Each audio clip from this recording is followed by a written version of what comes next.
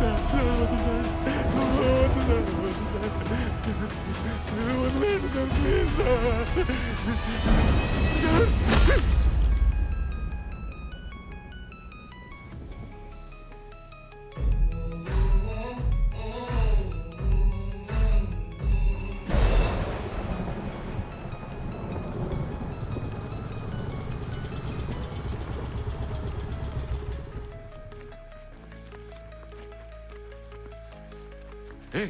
నీకు ఫోన్లో చెప్పాను కదా, వాణ్ణి చేయొద్దు, నేను వస్తానని చెప్పాను కదా.